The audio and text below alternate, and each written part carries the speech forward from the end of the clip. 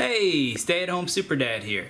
In this video, I'm going to be showing you how to rebuild a front differential in a GM 9 1/4 AAM front diff.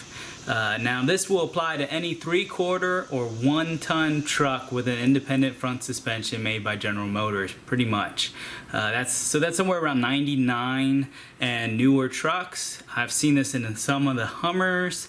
I also believe I've seen it in some 1992 and newer Suburbans, Yukons, XLs, things like that. Now if you happen to have a half-ton truck which has a 8 1/4 differential, this video will also help you rebuild that as well. Don't be afraid to tear into your 8 1/4 using this video. The procedure is pretty much the same. There's just going to be a few parts that look different, mostly because they're smaller. Now if you need help getting your differential out of your truck, go ahead, and I'm thinking maybe somewhere right around there I'm going to post a link. If it's not up there, go ahead and look in the video description. I'll have it down there. And if you can do me one other big favor before we get started, click that subscribe button. I really need subscribers to be able to get this channel monetized. And so that's the best way for you to repay me for the work I've done here. Because dads fix things. Before tearing into this, the first thing I'm going to do is just kind of rotate this pinion. Just kind of feel how much pressure it takes to rotate it and what the backlash feels like. This will give me a better clue when I'm done what I want. I got this axle flange puller as a loaner tool from AutoZone, as well as this slide hammer from them as well. I'm going to use that hopefully to pull this stub shaft out.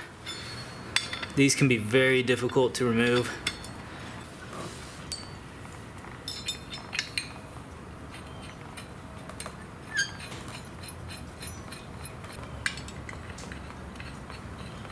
When you're doing the slide hammer, you want to slowly rotate that flange all the way around as you're hitting it. That way you can slowly work that washer loose that's inside there.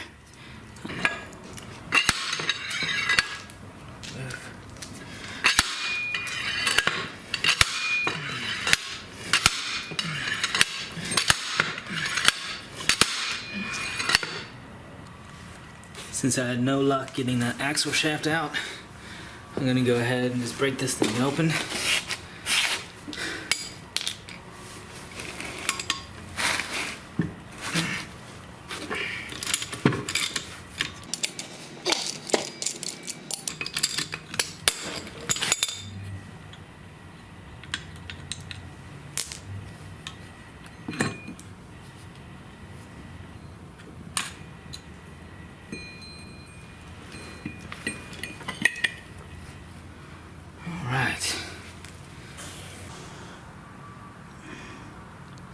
Just gonna pull this off for now.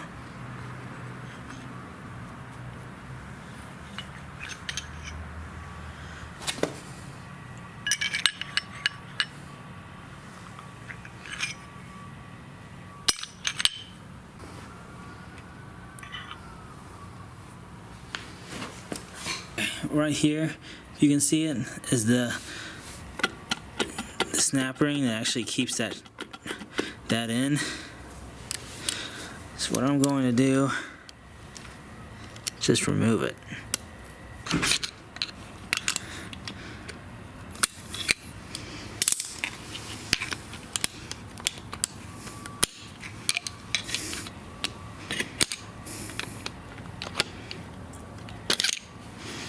Okay, there it is.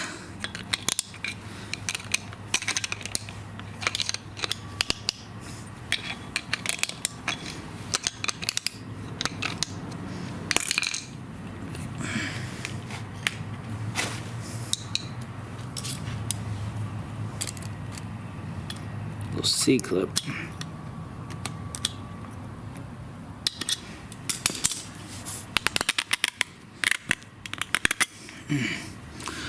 So there's that. Now I'll be able to pull this right off.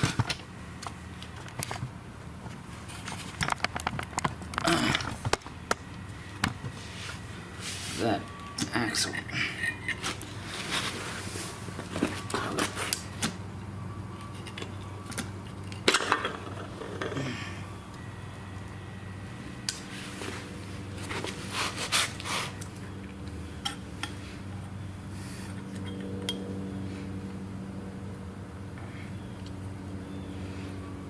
this. Down.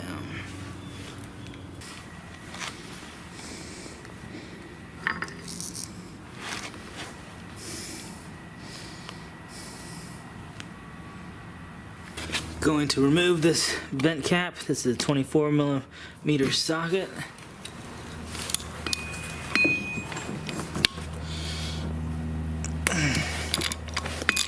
Because I was unable to get this stub shaft out, I'm going to try to knock it loose from the other side using a brass punch. So I'm going to go ahead and break this 10mm bolt loose. You gotta hold the pinion as you do it. Oh boy, that's on there pretty tight.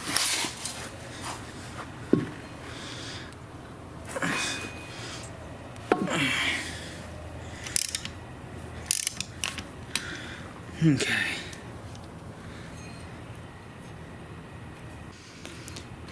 And it's a long bolt. You're not actually gonna be able to remove it from the case right now. Boy, it's close. It almost could come out, but just barely hits right there. So I'm not able to remove it from the case. I think it's a pin that runs through this differential. But anyway, I'm going to split this case in half. These are 15mm. I'm just gonna go all the way around and remove all of them.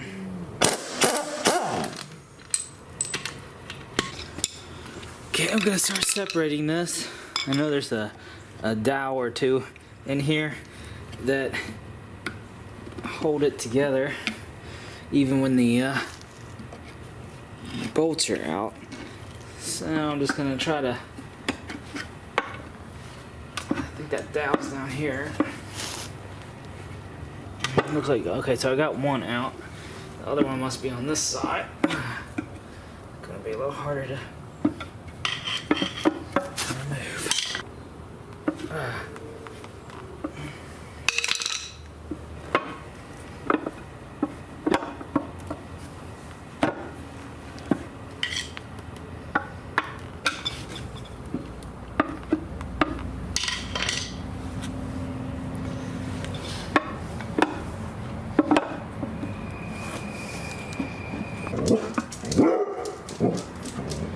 There we go. Trying to remove this a little straighter. That way I don't put any pressure on those dowels, and that got it out a lot easier.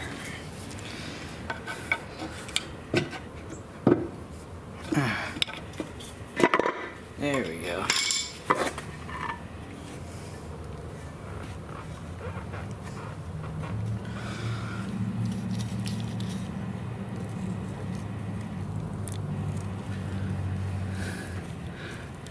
Not too bad. You can see some wear on it, but it's not bad. This differential has 185,000 miles on it. You can see in here a whole lot of where it's chewed up those bearings and just spread them all throughout the case. That's why I'm not just going to replace just the one bearing. I'm going to replace them all, because where it's chewed that up, it's probably gotten in everything. And even though it's working good right now, it's really reduced the life of it. Okay, so now I'm going to rotate this. So if you see that right down in the middle there is a big pin that goes through there. When we remove that bolt out of the vent tube, that loosened up that pin, which allows it to move. So what we're trying to do is I rotated this around until the pin faced toward this pinion, and then I'm going to kind of turn the case up on its end and hope that it slides down out of the way so that I'll be able to bang on that axle stub to get it out. So let's flip this over.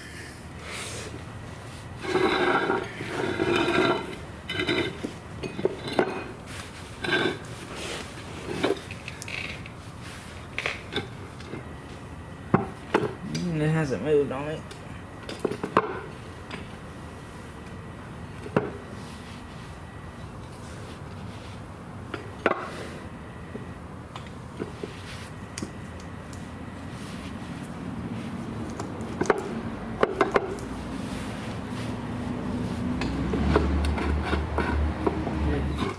Out. And there, let's see if you can see that or not.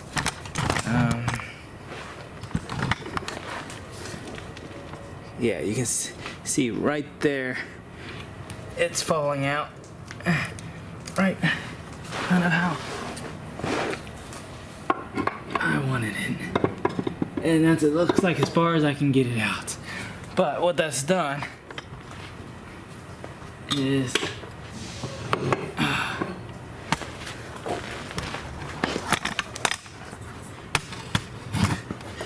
now if you look down there, you can see I can actually see the axle, the end of it right there. And so I'm going to use a brass punch so that I don't mar the end of it. Whatever you do, you need to use something that's a soft metal, so nothing steel, not a normal punch or drift. But I'm going to use a brass punch and I'm going to hammer this out. I wasn't getting enough pressure trying to hold that in my hands and hit it at the same time, so I rigged this up with a couple of concrete blocks. And then the most important thing is I have it on grass, so when this falls out, it'll hit a softer surface. And I'm hoping I can hit this a little harder now.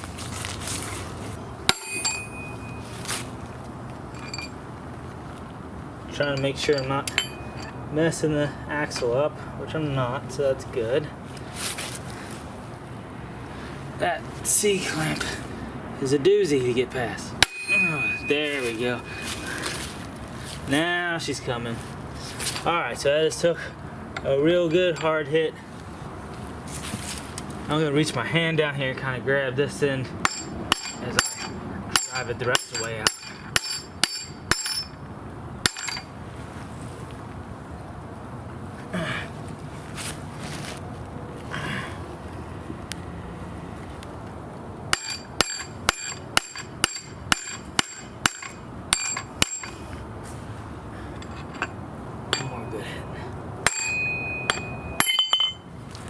There we go. I'm going to remove the differential.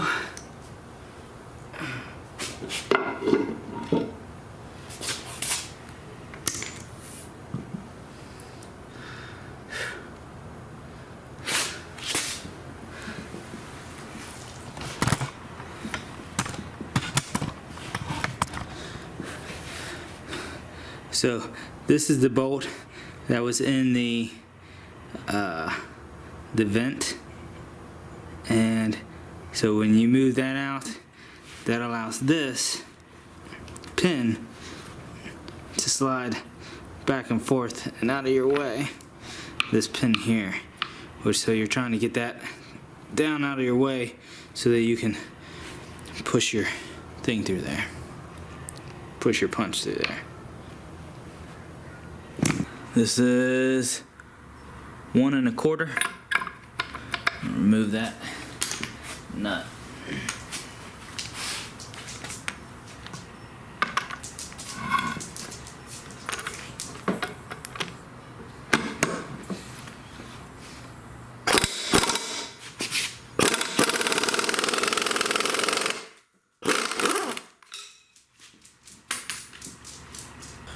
I'm going to use a 2-jaw puller to pull the pinion.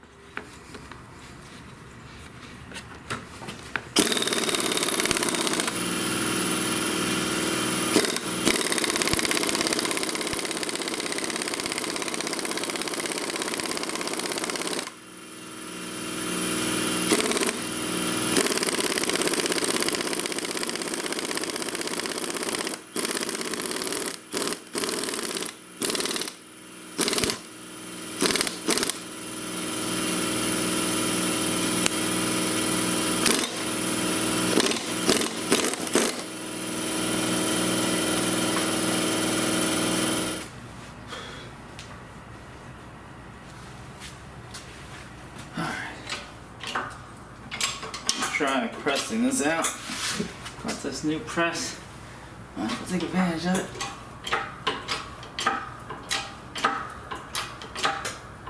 And I think I got it off.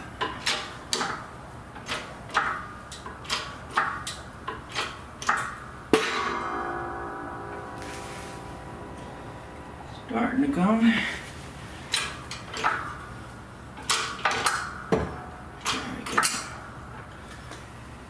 Coming.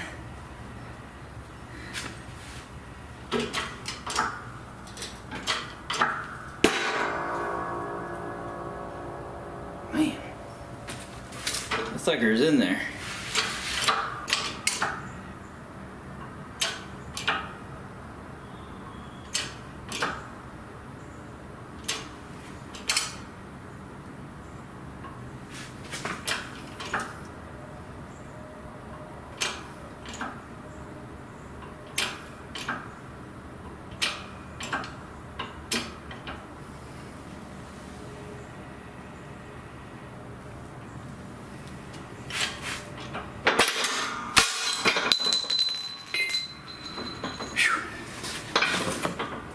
Sliced my finger open catching that. Oh, if you can call it a catch. But it's out. That was a lot tougher than I expected it to be.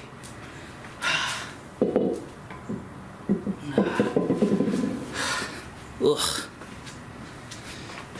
Just using a claw hammer to get the seal out.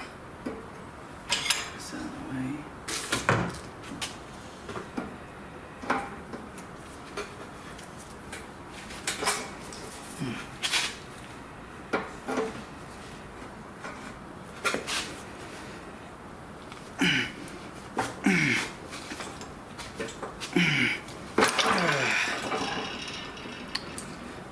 To remove these bearings off the differential, I'm going to use that same two-jaw puller that I used before, and I'm going to also use this attachment. What this does, it fits right there in the middle, gives me something to pull against. So this came with my puller. So set that there. Get this wound up. Just pull it off.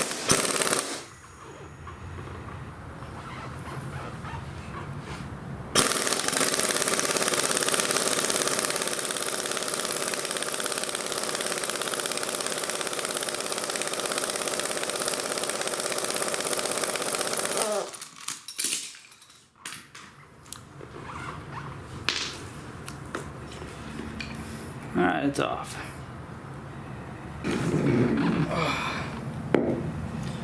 So flip it over and do the one on the other side now.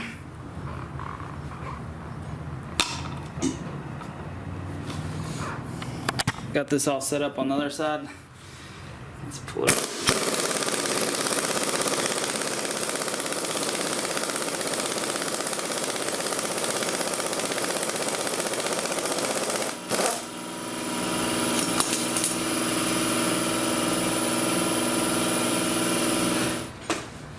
As I get parts,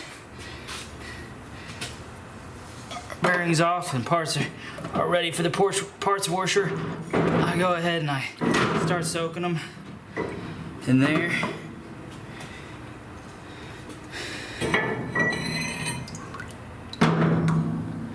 I'll give them a good cleaning after they've soaked a little while.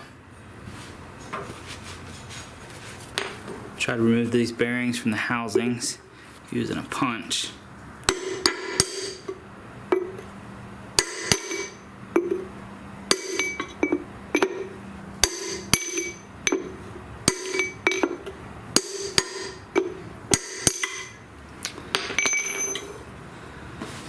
There's that one.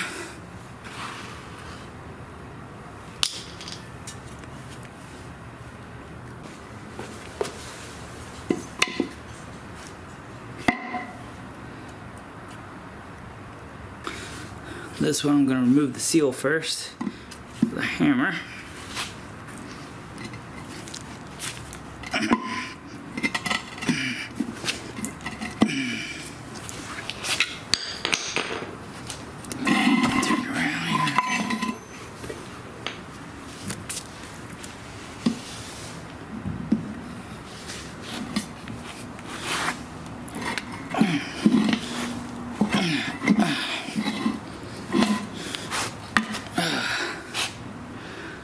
Alright. There's the seal.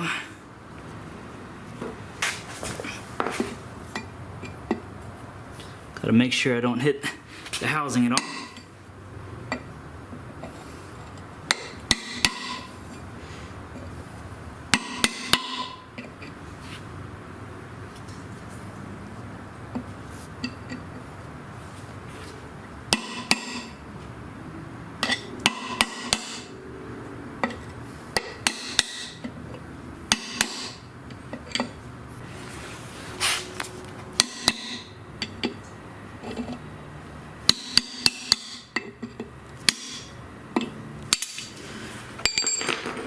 Gonna pull this pinion seal.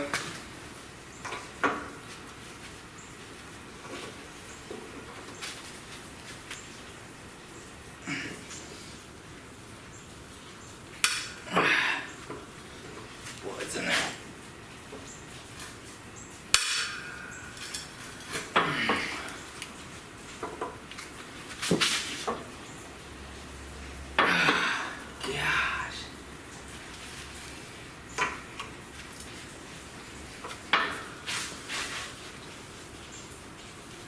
I'm gonna break my hammer.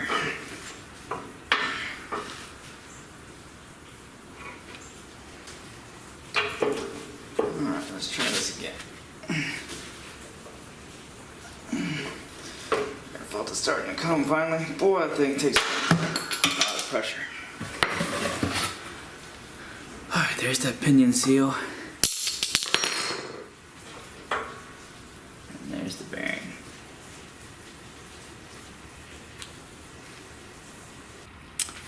Next, I'm going to remove this bearing from the pinion.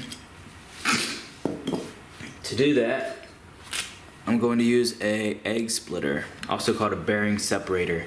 These are loaner tools from AutoZone, Advanced Auto Parts, places like that.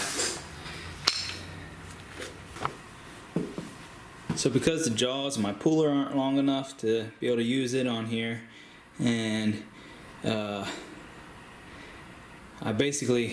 I tried hammering this off first, that didn't work. So now I've kind of rigged this up on my press.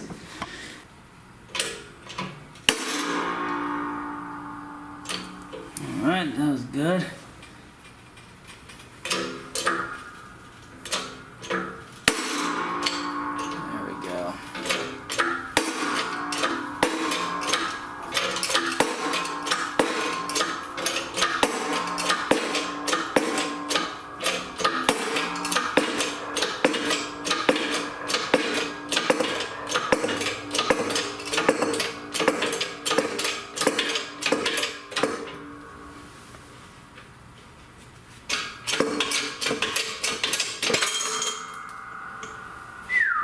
Tough to get off there. Here's my shim. It just fell out of there. That's the shim. I don't know if you could see it. That we'll reuse. And then there's my bearing. Okay, I'm going to use my 2-jaw puller to pull this pinion race. So first thing I'm going to do, this is from my race installer set. I'm actually just going to sit that down in that tunnel, and that's going to give me something to pull against with my puller.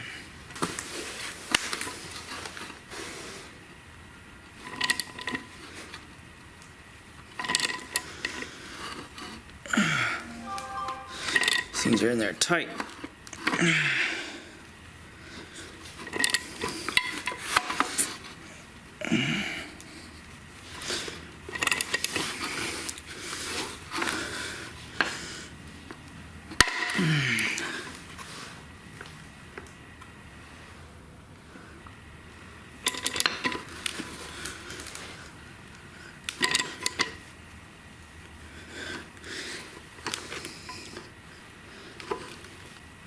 It's coming slowly but surely.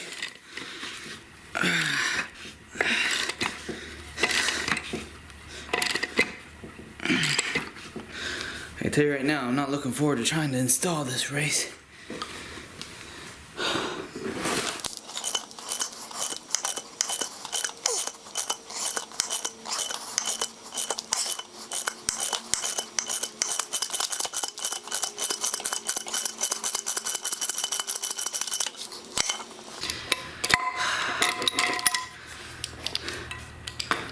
Oh, so close to being out.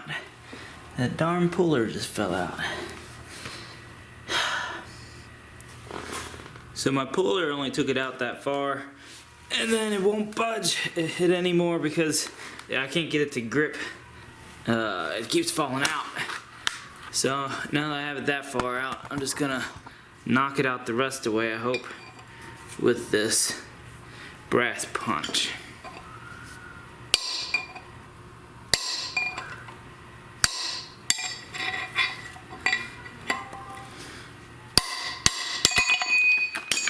There we go. It's out. So now for the race on the opposite side, on the outside pinion, I'm gonna try knocking that through with that same brass punch.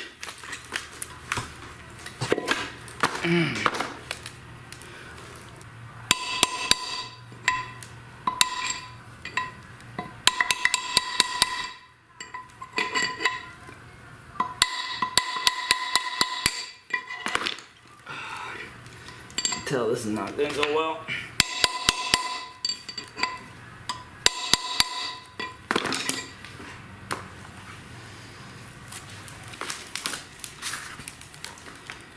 Okay, so I hammered for quite a while. That was not easy, let me tell you. And it looks like, oh man, I almost have it out.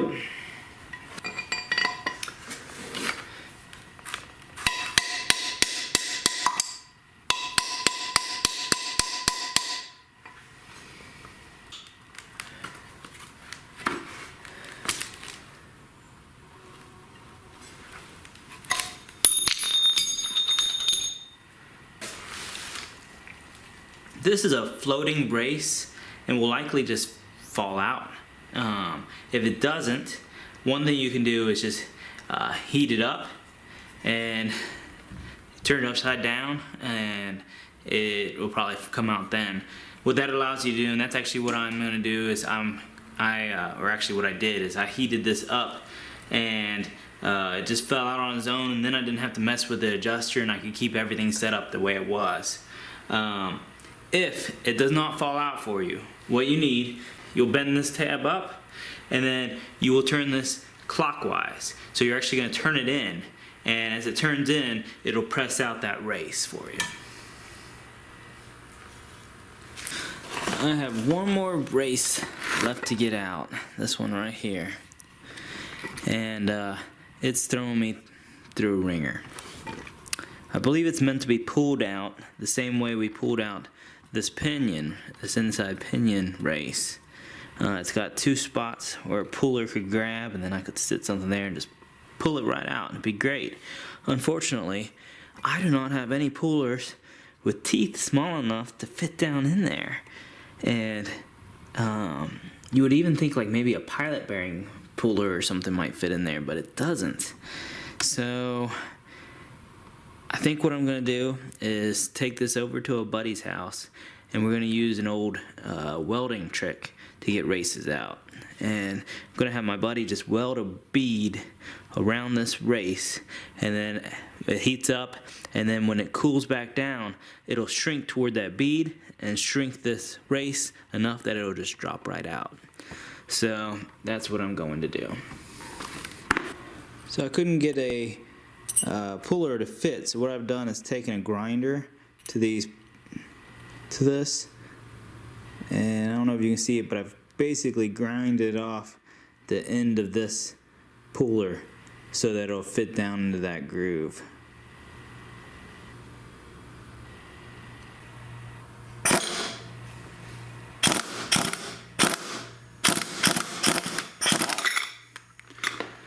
And she's out.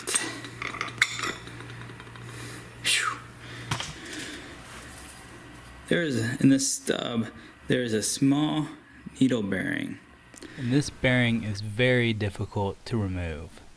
I tried a pilot bearing puller that I owned, and I could only fit one side in, and it kept slipping out. So then I tried a blind hole puller that I also owned, and it kept slipping out too. I tried using sort of an old timers method where I tried forcing it out with grease and a punch, but that didn't work. And finally, I picked up a loaner pilot bearing puller from Advanced Auto Parts. Now it didn't work by itself, but after I heated the bearing up with a MAP torch, I was able to finally get it pulled out. Whew. There we go. She's out. Congratulations, you have completed this assembly of the differential. Go ahead, take a look at your gears, make sure that there's no teeth missing, make sure nothing's chewed up, make sure it all looks good, and then let's start assembling. But before we do that, let me ask you, please, go ahead, right down below, if you haven't already done it, click that subscribe button for me. It would really help me and I'd appreciate it. The master bearing kit that I'm using is actually an AAM original equipment kit. Uses Timken bearings. I think you're good if you use Yukon or what's that other one called? Standard, I think. Standard, maybe. In my case, I happened to pick this up on eBay for a lot less than it would have cost me to get any of the others, and since it's original equipment and it's Timken bearings, I couldn't pass it up. I like to soak my bearings in some gear oil before I install them.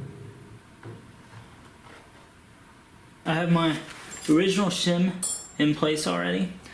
Got the bearing where it needs to be. And then I just happen to have a piece of spare exhaust pipe sitting around the shop. I'm going to try to use that to press this on. Really not sure if it's going to be strong enough, so fingers crossed. So let's press this on.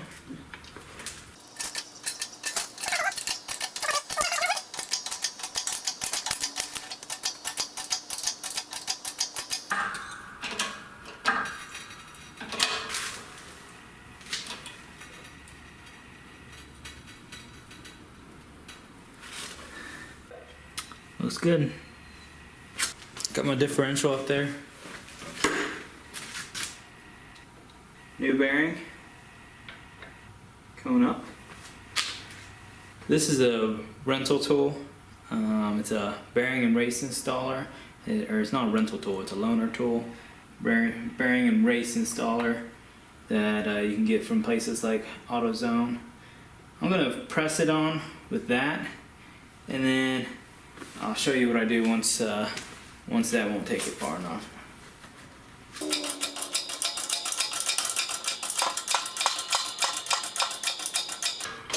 So at some point soon, this is going to hit the top. It's not going to go any farther. Now I'm going to take it back up a little bit.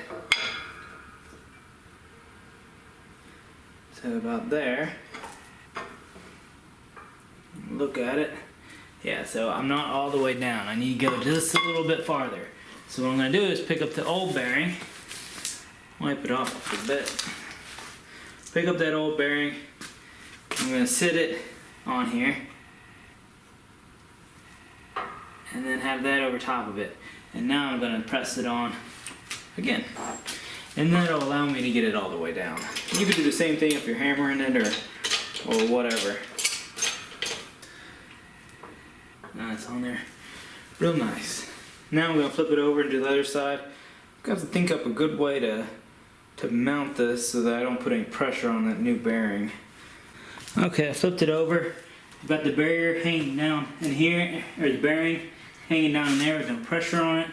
It's kind of sitting on the differential case. I think that's going to do it. Okay, got my new bearing. I'm going to sit it up there.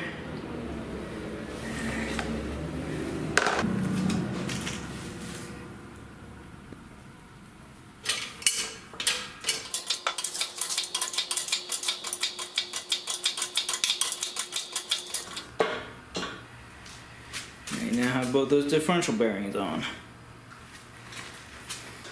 For installing these races, I put them in the freezer.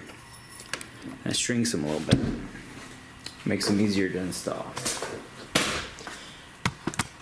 Leave them in there overnight, or at least a couple hours.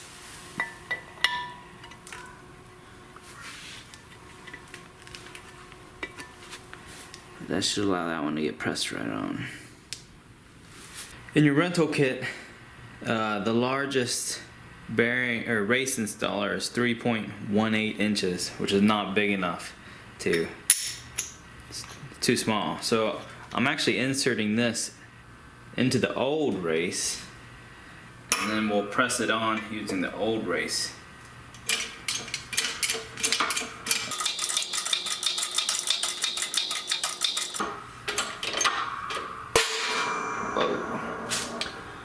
Alright, that popped home when I wasn't expecting it to. So I've got the old race, and then the largest installer piece that I have. I'm just going to see if I can just kind of tap this and get it started where it needs to be. Because once I have it started,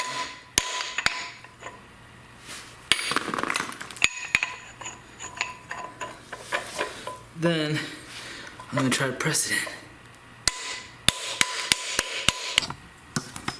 Okay, so what I've done is created my own puller. I'm just using a variety of things I had around the garage. Old race, an old bearing, some washers. I did go to a Tractor Supply actually to get these washers, nuts, and I had the all-thread rod already. But this is just a block from my vise, and I'm going to try to turn this and hope that pulls that race in right there.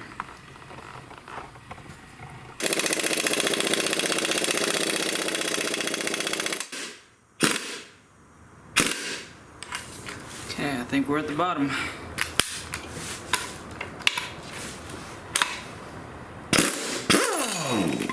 That's good. I was afraid that that old race would be stuck in there, but it's not. I have heard of people hammering this race all the way in, and that was tough. So if you've hammered one of those in, more power to you. That's pretty impressive. There's just not enough room to swing, and I feel like it would have taken me about an hour and a half of hammering. After I got this race started by hand, I went ahead and grabbed that piece of all-thread rod and made a similar puller to just like I did on the other Pinion race. I'm going to pull this one together the same way. Up here on the top side, I've got the old race, some washers. On the bottom side, I've got that old race as well, sitting against that new race. If anyone's noticed that I've changed clothes about 100 times during this video, it's because I have 4 kids and I've been watching them, and I've been kind of doing this project over several days in 10-15 minute intervals whenever I can get out to the garage to work on it.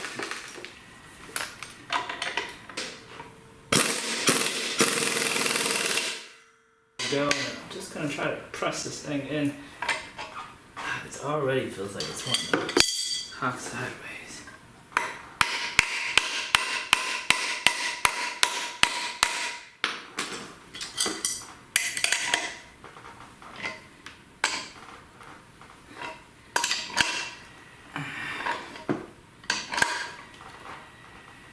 Here we go.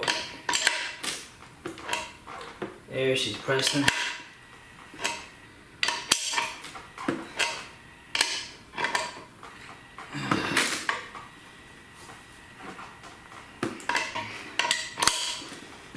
But once you got it, this little sleeve press that I made works pretty good.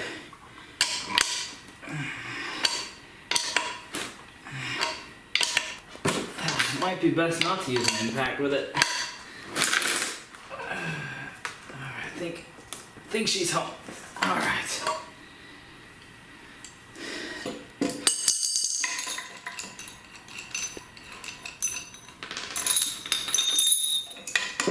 So, don't know if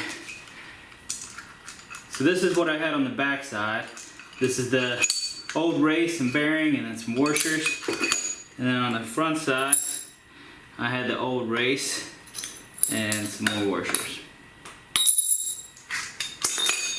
Okay, so now that I got both races in, I've also already got this pressed onto the pinion with the shim underneath it. Now I'm going to insert it into here. I'm going to take my new crush sleeve,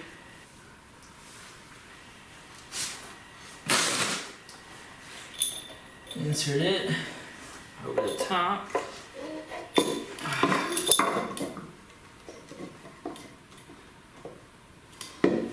And then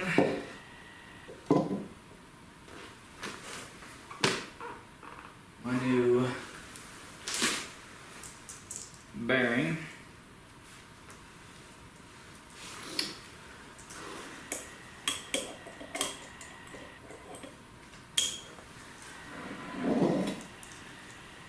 It's gonna go on next. Once I got that bearing kind of started on there, I took the washer, the old washer, and the old pinion nut, and I threaded that on. Now I'm going to use that to kind of press that together. Make sure you use the old pinion nut right now, not your new one. These are kind of a one-time use item. Once they've gone on, they really aren't designed to be back off. That's actually what these little indentions mean on the bolt, so, or on the nut.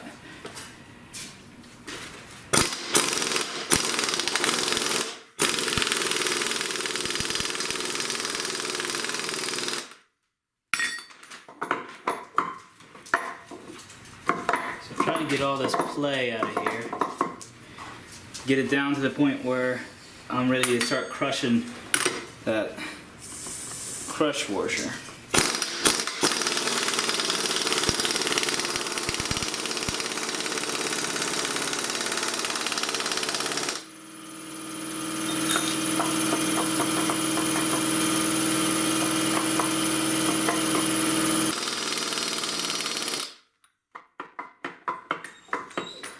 Getting closer.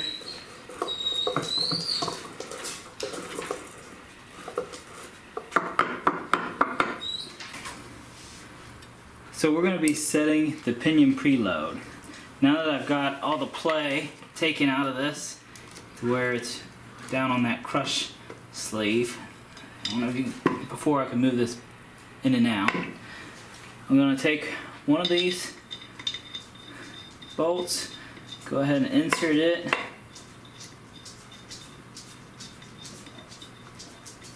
And I'm going to use, this is an inch-pound torque wrench.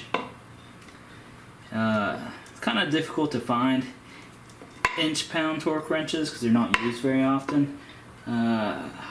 Hopefully I'll put a link to where I got this one rather cheap on Amazon in the description of this video. But what I'm doing is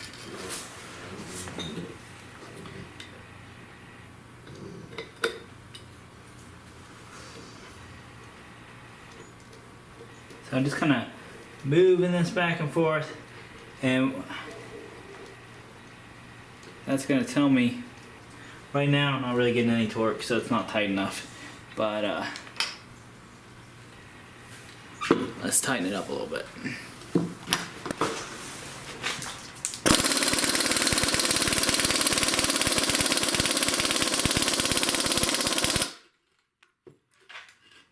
Whoa. Now we're tightening up.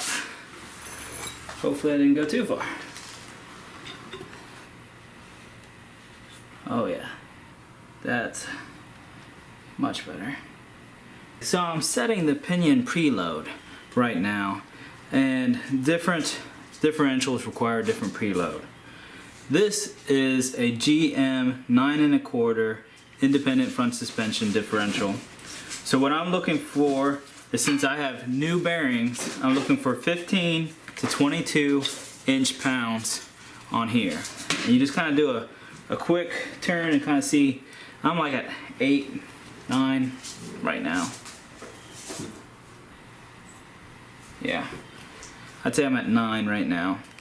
If I was reusing the old bearings, then I would be looking for 7 to 9 inch-pounds. So sometimes if you're doing a gear change and you decide not to take the time to put in new bearings and races, you're looking for 7 to 9 inch-pounds. Now if you're working on a GM 8 1/4, the smaller one of these out of half-ton trucks, you're looking for 14 to 19 inch-pounds of bearing preload, or preload, pinion preload. So 14 to 19 if you have new bearings, and if you got an 8 1/4, you're looking for 6 to 8 inch-pounds if you have used bearings. So I'm gonna be very careful now. I need to tighten this up a little bit more, and I'm just gonna do just a tad and check it, and then just a tad and check it, because what you don't want to do is over tighten it, because this is, once you crush that thing, that sleeve too much, there's no going back. You have to go get a new sleeve. So I'm just gonna crush it a little bit now and then check it again.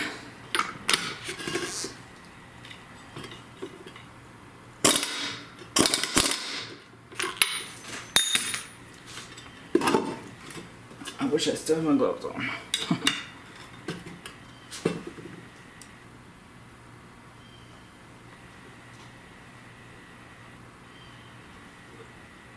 Okay, so I need to tighten it up some more.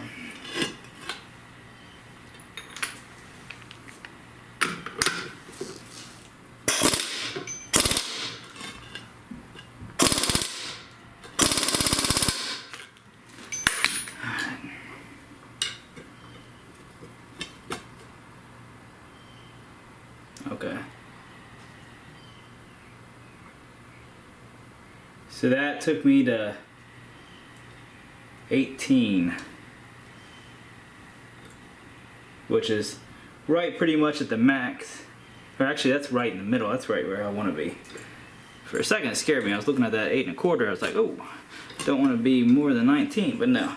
So that took me right where I need to be. I'm sitting at about 18 or 19, and I wanted to be 15 to 22, so that's one tough job done.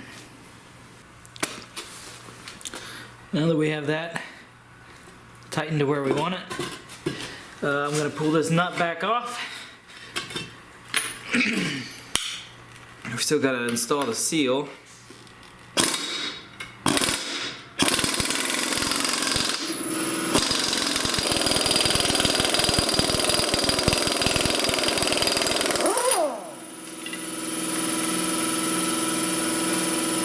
Put a puller on this.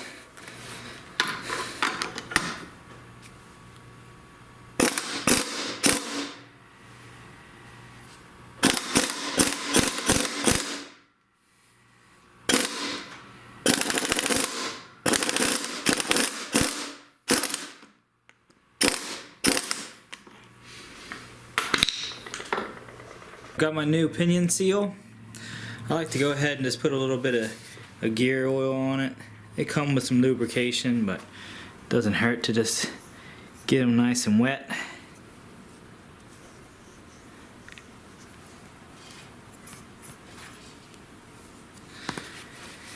And now we're gonna just place it where it needs to go and tap it in.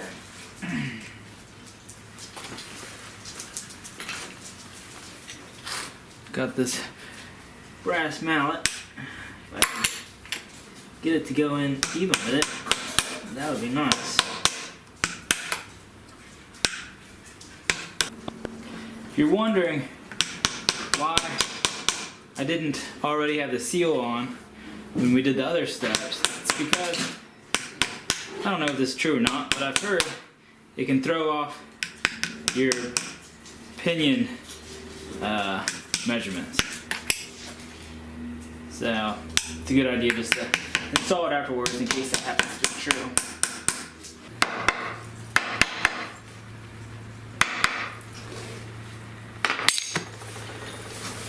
Done. Okay, so I'm gonna grab this pinion flange. Now that seal is on, put it back on.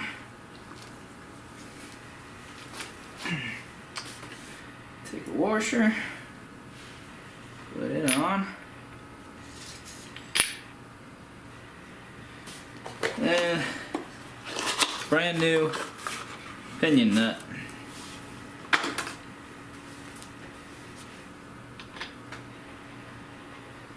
Get that started. So now I've turned the air down on my air compressor back to 100, and on my impact I'm turning it down just a tad too, because what I don't want to do is tighten that crush sleeve anymore as I put this on. So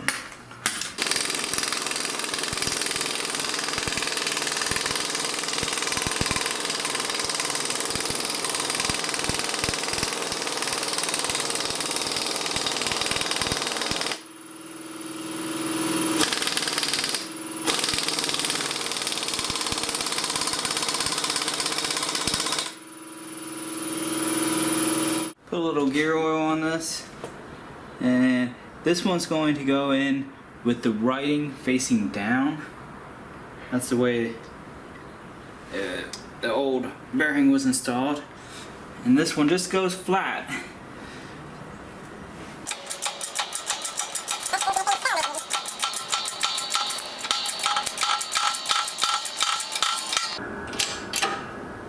Alright, she's in.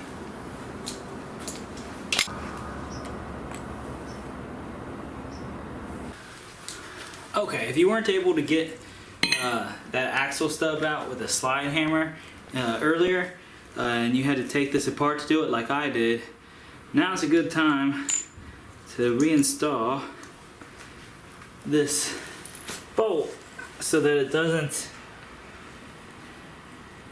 that you don't lose your little pin. I got this in the wrong way? I do. In fact, I got mine in completely wrong from where it fell out earlier. So let me see if I can turn that around.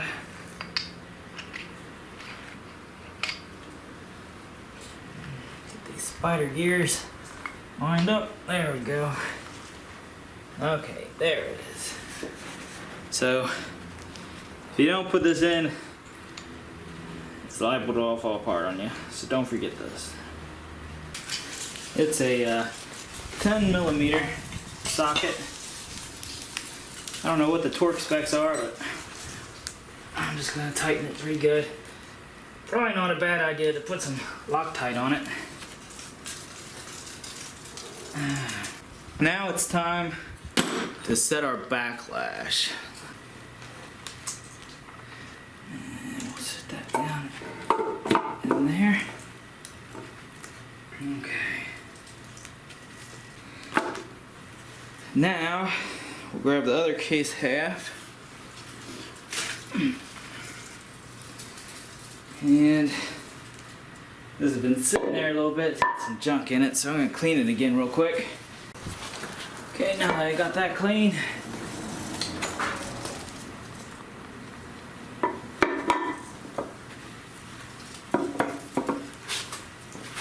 those dowels lined up, and then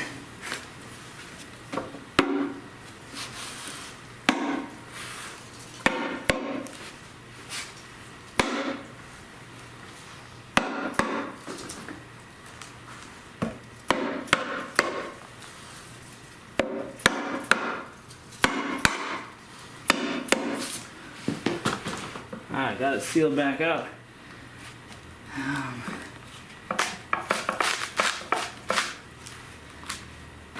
And I'm going to go ahead and thread all these bolts on.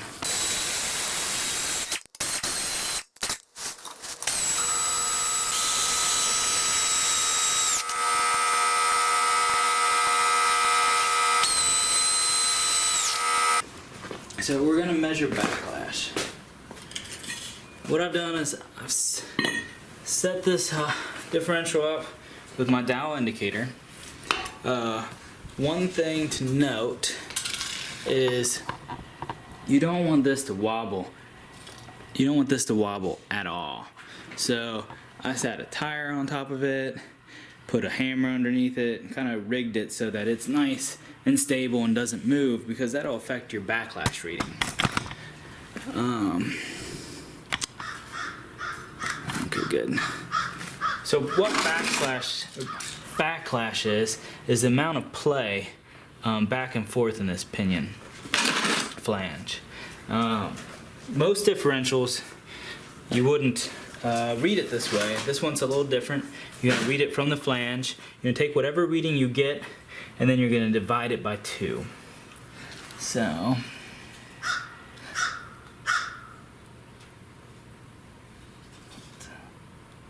get it zeroed. Get it right where it's touching. Alright.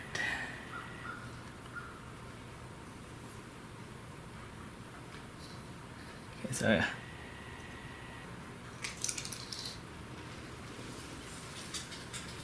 got it zeroed, and then I'm just going to move it the amount of free play I have.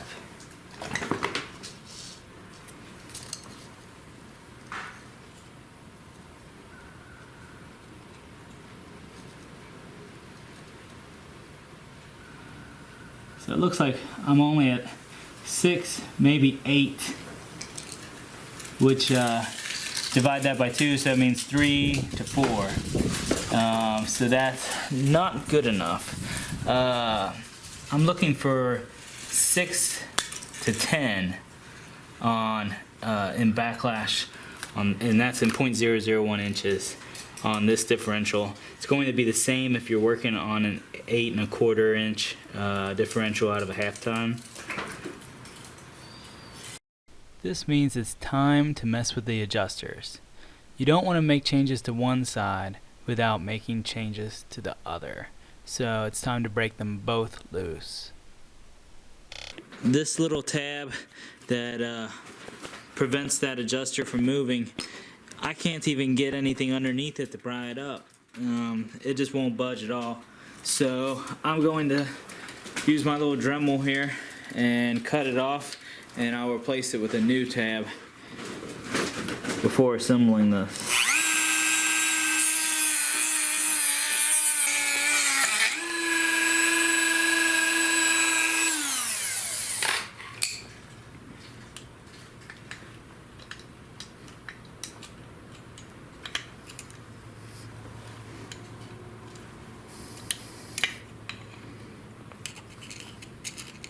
So I cut this locking tab off, and I'll need to replace it.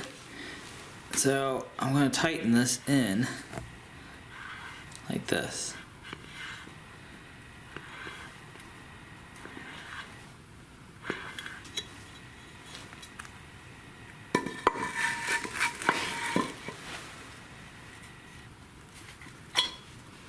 And that has pressed out the race and the adjuster.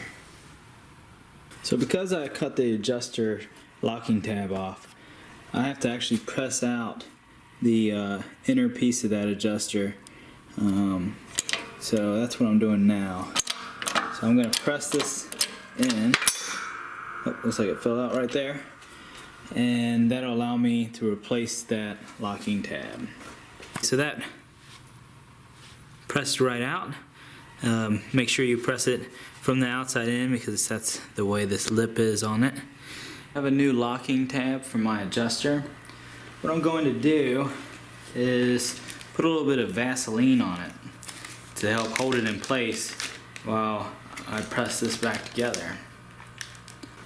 So I'm just putting that in there.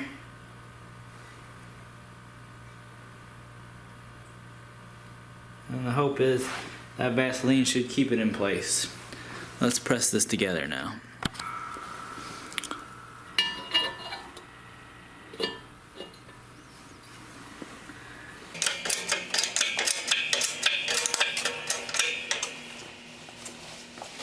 Now it's time to install this adjuster.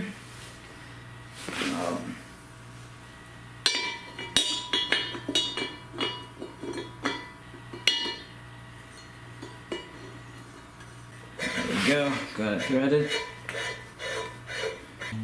So I went all the way in and then I'm just backing it off to where I think it needed to be.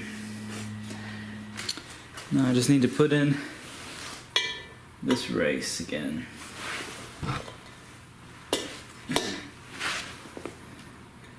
Went right in that one time. Put your case back together.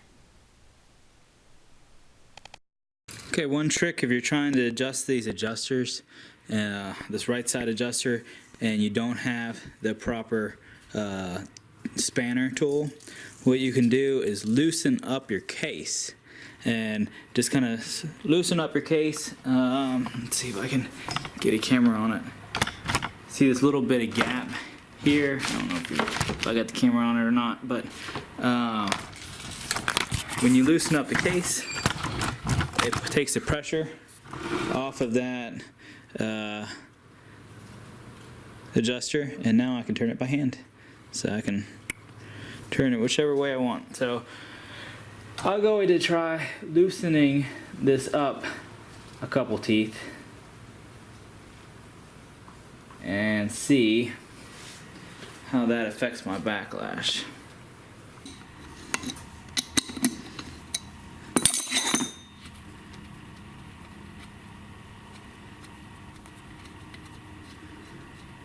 It's real important that I mark where this is at. I'm going to use a paint pen to mark it. Okay, so I'm just going to use this paint pen and mark right there where it's at. Okay, so normally you could hit this adjuster with a punch and just drive it out counterclockwise. This one was kind of seized in there and I couldn't get it to budge. So what I did was I bought the special tool. These are hard to come by as far as there's not really any new manufacturers that make them, but the actual dealer tool that they use is a Kentmore J36615-A, and this adjuster makes the job a whole lot easier. What I did was I bought this one used on eBay and it cost about $18. So I ended up loosening the right side adjuster by 2 notches and then tightening the left side adjuster by also 2 notches. And you always want to do the left side, you always want to tighten the left side after making adjustments to the right side. And the reason is because that makes sure that you continue to have carrier bearing preload. And I know I'm saying right and left. The right is the small adjuster, the left is the big one. So let's see what we've got now. So I'm looking to be between 6 and 10. I'm at 0. Now I'm at 16 or 18, 0, 16. So that puts me at 8. That's right in the middle of where I want to be. So my backlash is now good. Once you have your backlash set, then you can go ahead and put back in these locking tabs.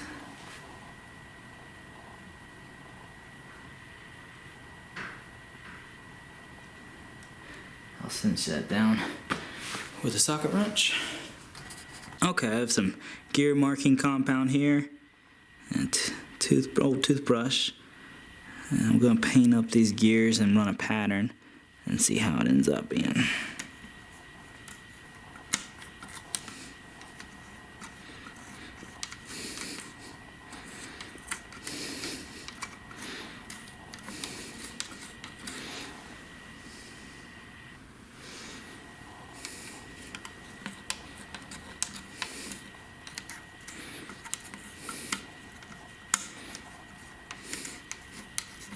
So I'm just going to spin this pinion right around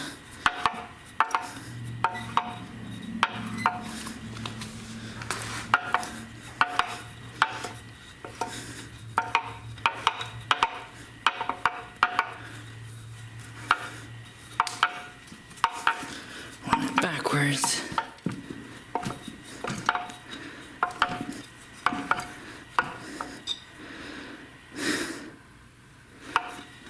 Run it through again.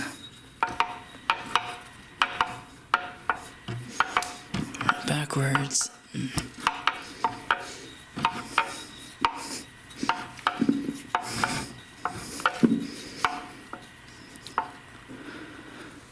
Okay, so you get a good look at this pattern here. What I'm looking at is I want to be centered in the tooth. So this direction I can be low or high, but up and down this direction I need to be centered in the tooth. And it looks like I'm centered. It's centered on the tooth, up and down, but it's low this direction. And I'm okay with that. If I was putting in a new gear set, I would probably change the pinion depth to try to raise this up on excuse me, to try to raise this up on the gear. But since the gears are the same and I'm just using the factory shim, I feel like I don't need to change pinion depth. There's no reason to mess with it, and I'm okay with that pattern. I'm going to take a punch and a hammer and bend this other adjuster down.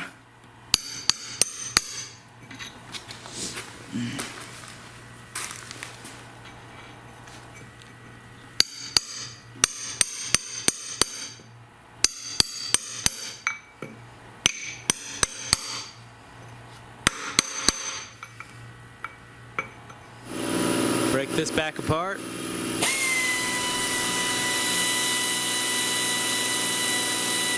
Okay, I'm putting this this bearing in, writing out. Get started here in the hole. Let's see if I can tap this thing gently and evenly.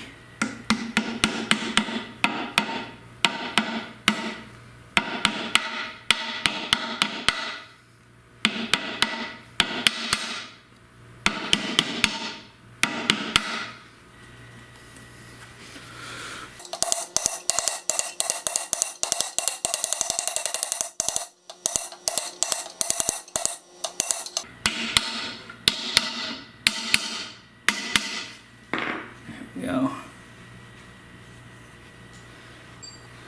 And then there's a seal that goes over this.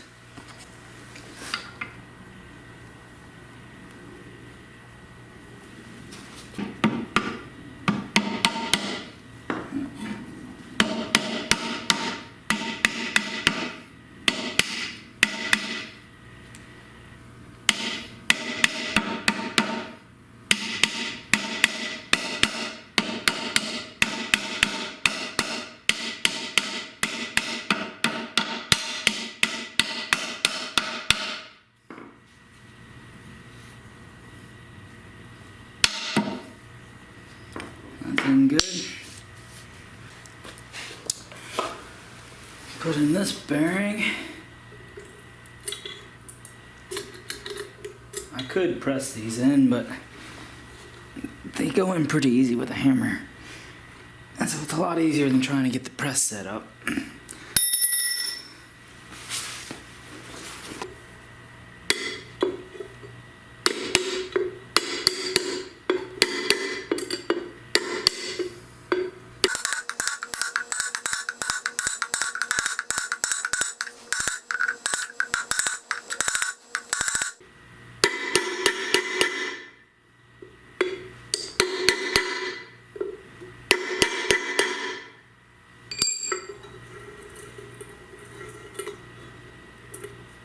Okay, so I'm cleaning up the surface real good. I'm gonna wipe it off, and then I'll blow it off with my air compressor. I'm also gonna clean the top of the other one as well, and then we're gonna seal this up. Whenever I have bolts that I'm reusing and I'm going to be setting to any type of torque spec, I like to go ahead and just clean them up prior to reusing them. That way I don't have to worry about being off at all on what the torque is. Do you have to do this? No, you don't, but it doesn't hurt.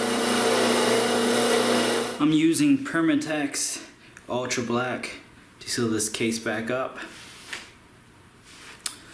I'm just gonna go ahead and just put a nice bead of this stuff all the way around.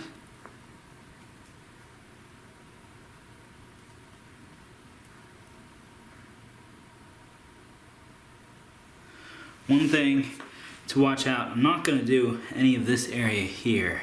And the reason for that, and I'm not going to do a little strip right there either. The reason is I don't want to block any flow of oil in this case. And if you look at the opposite side, you can see this was designed to actually be able to throw some oil up in here. And so if I went across here, I'd risk blocking that passage. So, and the same goes for here. So what I'm doing is just going around the outside of this case. Got a nice bead of this all the way around now. Time to seal it up.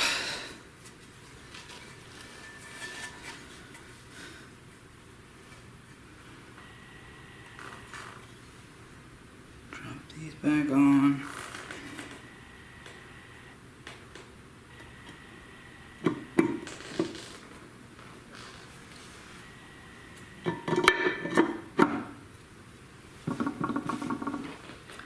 Okay. Take a little brass hammer, wherever that's at. Tap this down.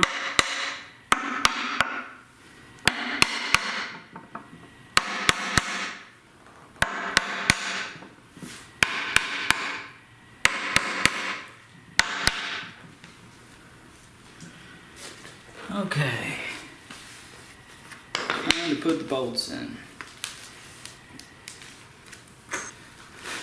We use a little bit of thread sealant or thread locker. I just happen to have some Permatex stuff here in the shop, but I'm just gonna add a little bit to each one. Doesn't need to be anything crazy.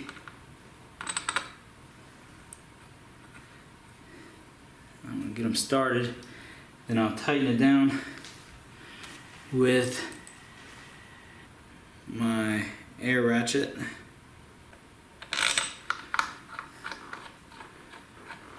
So I'm going to go from one side to the other, back and forth, torquing these to 55 foot-pounds using a star pattern.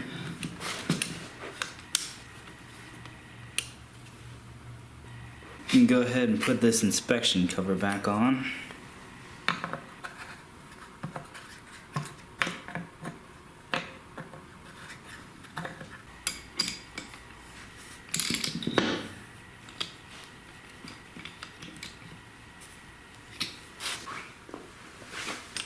I'm going to put the axle shaft back in on this side. So first, I need to put in this brand new snap ring.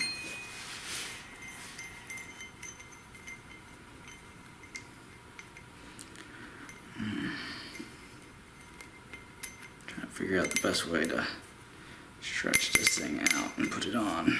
I think it's gonna be like that. Let me grab a screwdriver. Let's see if this will work or not.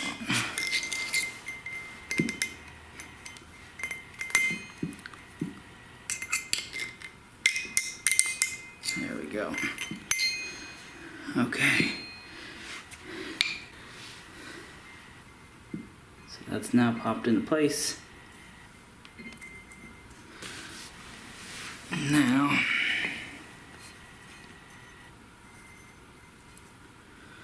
put this.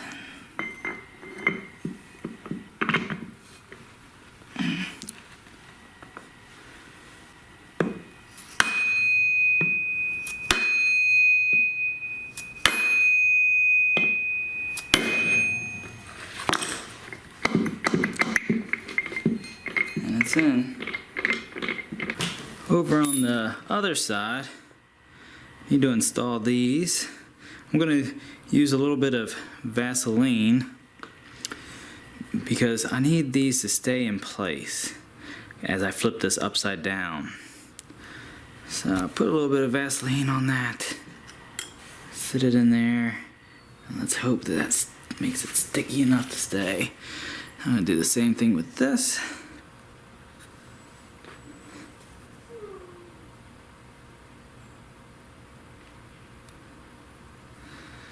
Alright, and that one goes right over top of it. And that should hopefully hold it in place. Now, I need to put the snap ring in this axle. This snap ring is a full circle.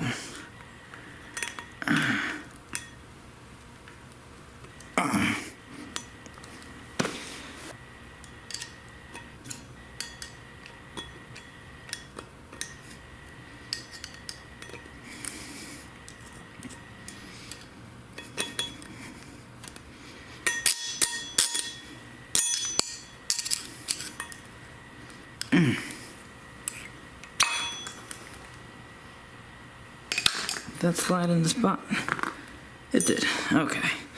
So, if you can see it, now I got that where it needs to be. Putting a thin line of sealant around here now.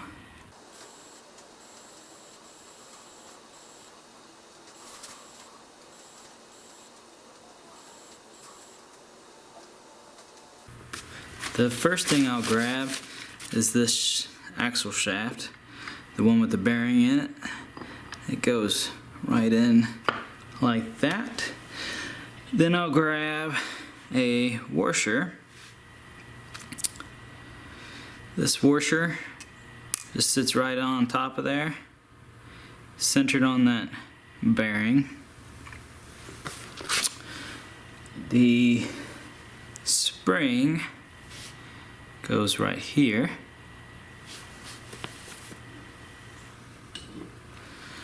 Then this assembly,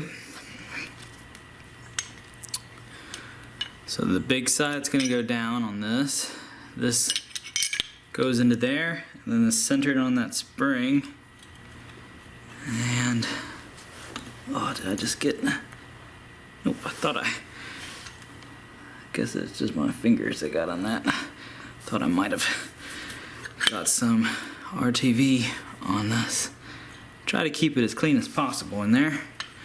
Okay, so this goes centered on the spring. And then I'm gonna press it down. Kind of rotate that. There we go. So it goes all the way down. That spring's gonna pop it back up. What's important is that you just kind of have it kind of just sitting in there without coming all the way out, so that it can be pressed down real easy. You don't want it out like that. So if I can get it back on there, kind of leave it so it's lined up correctly. Okay, there we go. Making sure that those washers in there don't move.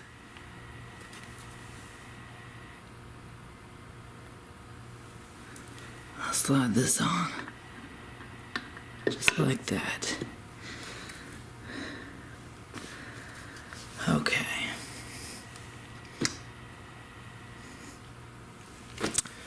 Got that in place. I think before I put the new bolts in, I'm going to also just go ahead and slide the axle in as well. Well, I'll take that back. Let's go ahead and at least just start these bolts. My set came with new ones that already have some thread locker on them. So let's use those. I'm just gonna get these in place and loosely started. Now I'm going to slide this axle down into place.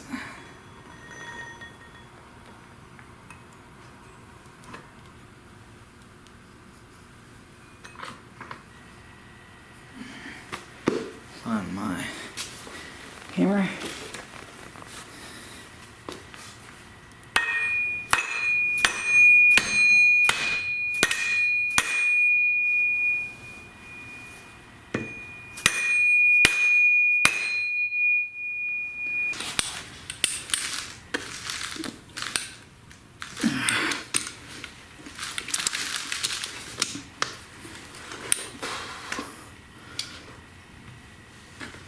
Put back in my drain plug.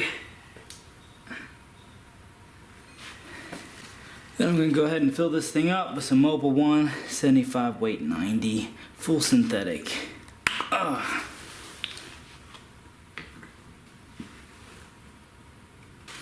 Mine ended up taking just slightly more than 2 quarts. I was holding it level like this. Went until it started coming out the inspection hole. That wasn't easy, but you did it. All you have to do now is put that fill plug back in and then go put that differential back in your truck. Give both yourself and me a thumbs up on this video and go take a shower because you probably need one. If this video helped you, please help us by clicking that subscribe button. We need 1,000 subscribers in order to get monetized. Daddy? Thank you. Daddy, I need to thank you. I want to